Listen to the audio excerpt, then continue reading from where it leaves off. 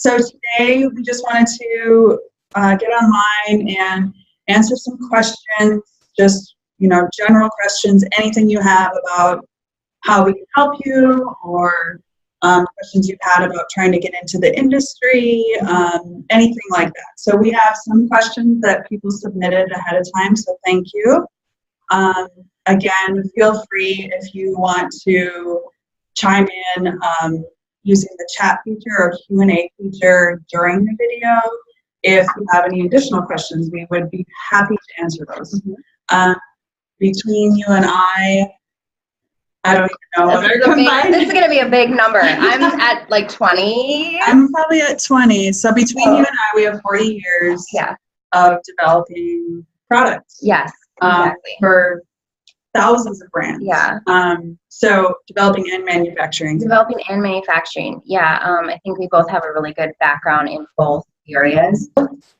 We got a question from Jean Duche, and I'm sorry if I am slandering your name, but that's the best I can do. Okay, so Jean says, could you design a style from starting either with a photo of some clothing or actual garment that you like? And if so, how long does the process take? Jean, yes, we can start with any of those things. We can start with a photo. We can start with garments that you send us. We even sometimes start with really rough sketches on a napkin. So just kind of a very basic outline of something that you want to show us. Or it could be a combination of those things. That's exactly how we start with all of our clients, is they're usually sending us photo images that they've grabbed from the web, or a garment that they like, or they're even sketching something for us, or they're sending us, let's say, a garment that they like, along with a sketch saying, I don't like this, could we do something more like this? So that's exactly how we start with all of our development. It's really easy for us to work with you, just gathering some information based on things you've seen that you like. And then how long does the process take? So the process for us is 4 steps, and the first 3 being development, and the 4th step is manufacturing.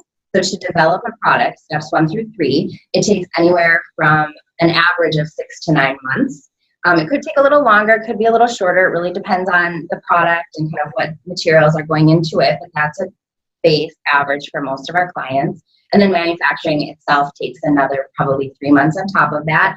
So from the day you contact us with your idea to the day that you have inventory to sell, you're probably looking at about a year, 9 months to a year. It really depends. But I hope that answers your question. Do you have anything else you want to add? Yeah. Okay. No, that's exactly it. I think the timeline portion of it, saying the range is kind of 6 months to a year. We like to say save a year. Yeah. So you can really hone in on your product. But I think part of it is just knowing that that's industry standard. Yeah. It's sort of a shocking number if you're not from the industry. But for instance, right now, what are we in January?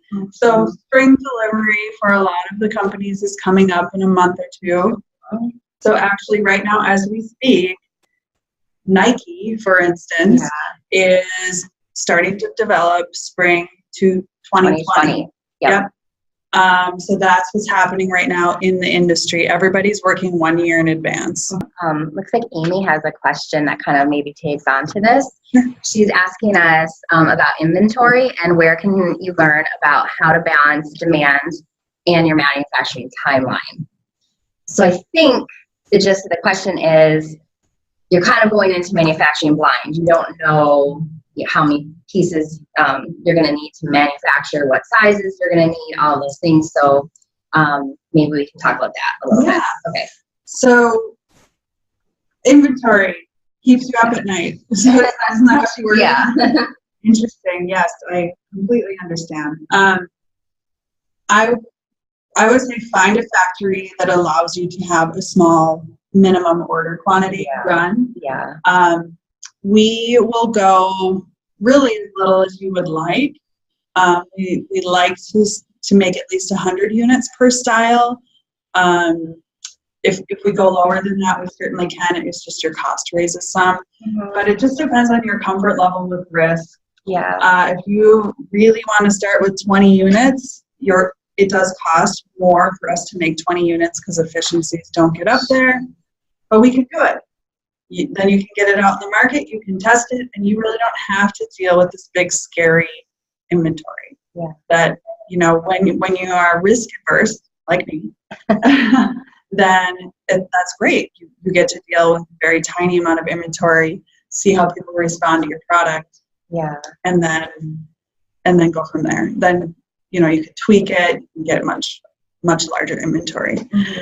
We have another question from Lisa Berry. So if I want to launch for Christmas 2019 and I have designs and a business plan, is that timeline still doable? What do you think, Carrie?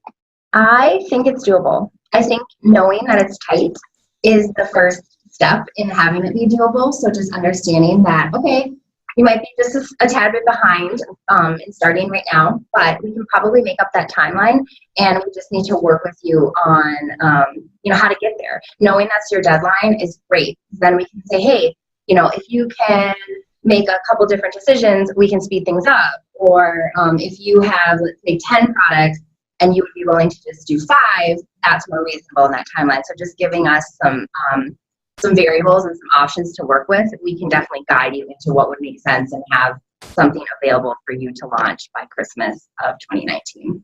Yeah, not unheard of. No. Definitely not unheard of.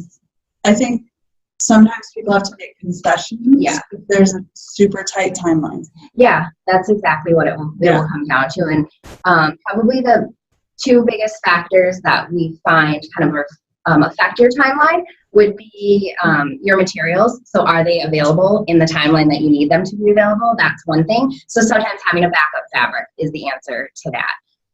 The second thing would be just testing. So depending on what type of style or garment or item that you want to produce, how much testing is involved. For example, children's wear has some specific testing that takes a little bit longer and is an outside factor that we have to deal with. So just knowing that there are some things that we'll have to work on and talk about, I think, are the biggest keys. Mm-hmm. Yeah, totally doable. Yeah. Do we have a question from Instagram? Yeah, we do. What fabrics do you work with? What fabrics do we work with? What fabrics don't we work with? No, I'm just kidding. That's a better question, right? Yeah. No, that is a better question. Yeah. So if we can flip your question around, and say what fabrics we don't work with. Yeah. Leather. Right. I don't know if you call that a fabric, but yeah. We don't work with denim mostly. Mostly. Yeah. Meaning we don't make 5-pocket jeans, that kind of, you know, jean jackets, that kind of stuff. Those are the main 2 where we're just like we don't have that skill set and machinery. The machinery setup is quite different, so that's kind of the limitation for us there. We do development with those items, so I do want to kind of preface what Mindy said by saying we have developed denim items. We just didn't necessarily do the manufacturing of those items. We don't really do like silk or like fine fabrics. Like that's true. You know, we did kind of what you would think of maybe as like bridal or formal. We don't really work with those either.